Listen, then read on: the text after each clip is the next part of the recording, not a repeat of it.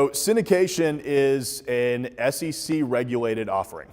So it is a security, which means that the SEC, you've actually got to report to the SEC, and there are a lot of guidelines that you have to follow.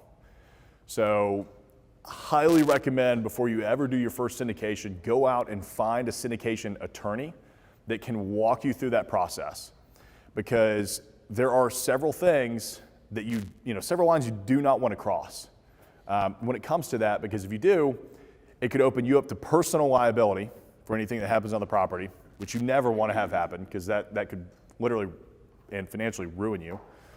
But also, you want to make sure that you're doing right by your investors, right? So there's two primary types of syndication. There's a 506B and a 506C. So a 506B is friends and family. That means as long as we have a pre-existing relationship, I can take money from you. Now, there's no real definition as to what a pre-existing relationship is. Is it we had coffee 5 years ago, or you've been my best friend for 20 years? It just can't be like, hey, I met you while we had this offering open, throw me some money. Before you take that offering live, you have to have a pre-existing relationship.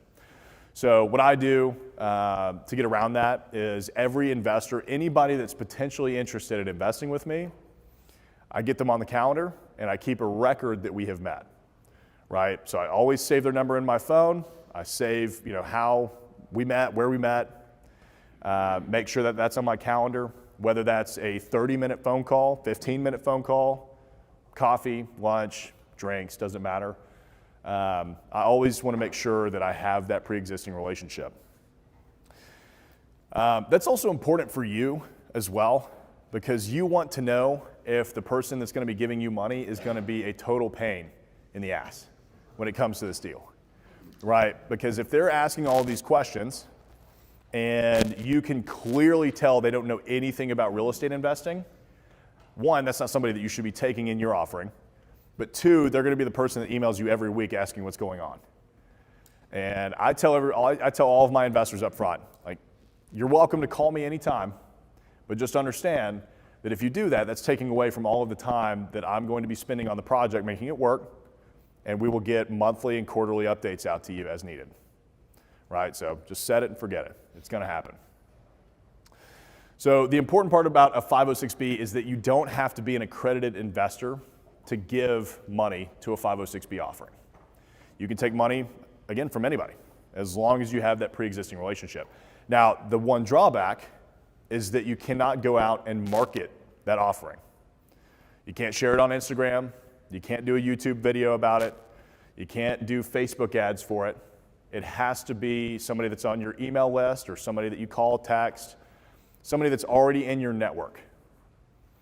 Now, a 506C offering is typically what you'll see on all the crowdfunding sites, right? Have you ever gotten onto Facebook and there's always an ad for an 18 IRR self-storage deal in Iowa, right?